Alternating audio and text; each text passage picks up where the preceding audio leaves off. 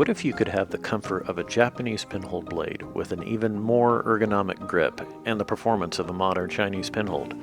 That's exactly what Sanwei is aiming to do with their Sioux-style Eagle Beak pinhold series.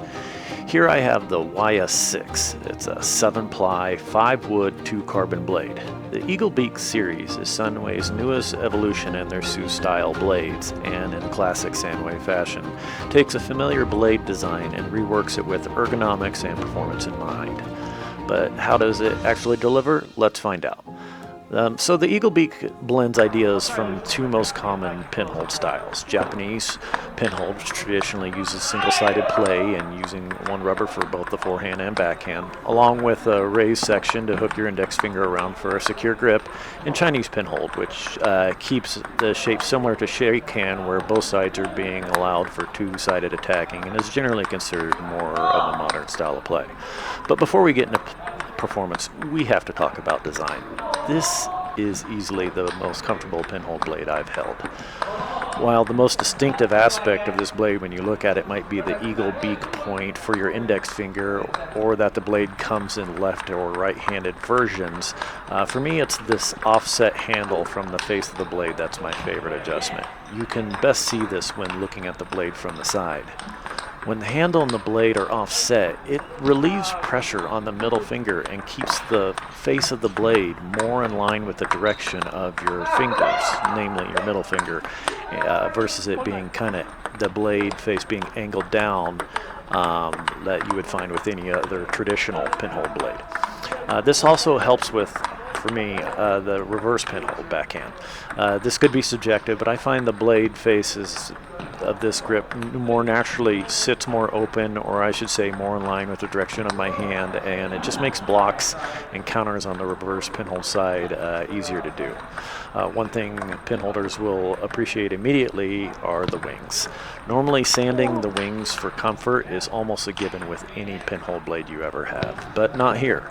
This is the first pinhold blade I've used where sanding wasn't necessary. The finger contact points are already rounded and the shape is good for comfort right out the box. So talking purely from an ergonomic standpoint, A+.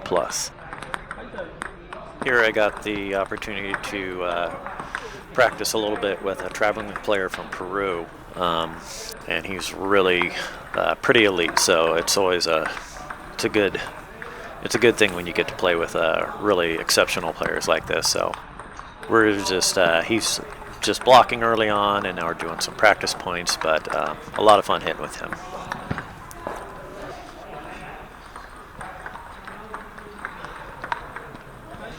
I'd say by and large in testing the paddle throughout the night, I was able to kind of play my normal, what an amazing shot. That'll make it. My normal game. Pistol grip here. This is my pistol grip that I have. A buddy of mine was hitting with it, and he actually likes it. He's a shakehand player. I kind of came to the opinion that it's much like a modified shakehand grip, so shakehanders play really well with the blade. I'm still partial to pinhold, but it is fun to hit with. But he was a good sport hitting with it a little bit, and of course I'm still hitting with the Eagle Beak pinhold blade here. Just testing out all the various shots. Trying reverse pinhold backhand, traditional pinhold backhand. I really enjoyed my time playing with it. It was, I normally had previously to this was hitting with Chinese pinhold, so this has, that spot for your index finger to wrap around, and there are certain shots that I do like about this. Strawberry flicks, touch shots, traditional pinhold backhand when you need to really rip into it, or a little bit more wrist action. It comes in really handy there. A lot of times with a traditional pinhold backhand, you're kind of doing a very punchy-like motion, but every now and then you need to kind of spin up a ball, and it's nice to have that extra grip to do so.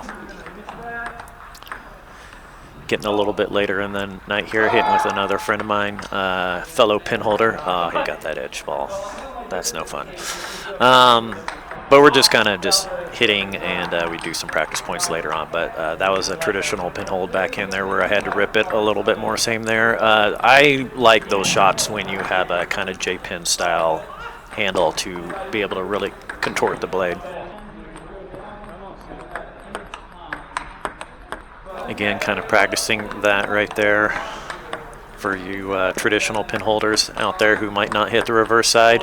I do a mixture of both, kind of depending on the situation.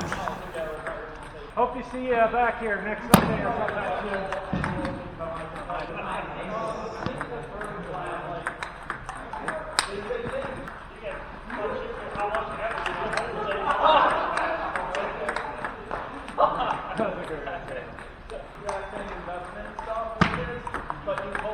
It's kind of a pin holder special right there, those little forehand starbury flick type. You can kind of put side back or side top on it depending on what you want to do. Makes for a weird ball sometimes for the opponent.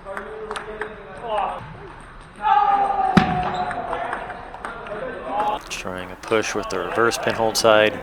Yeah, it just felt like by and large the blade, I think it kind of plays closer to a Chinese pinhold. It's not super thick and heavy like a single-sided Japanese pinhold might be, but I like that I felt like it played like a Chinese pinhold, but allowed me to, more comfortable grip, as I noted earlier in the video. So I'm a big fan. I think going forward I will kind of continue to use this as my main blade. I really enjoyed how it played.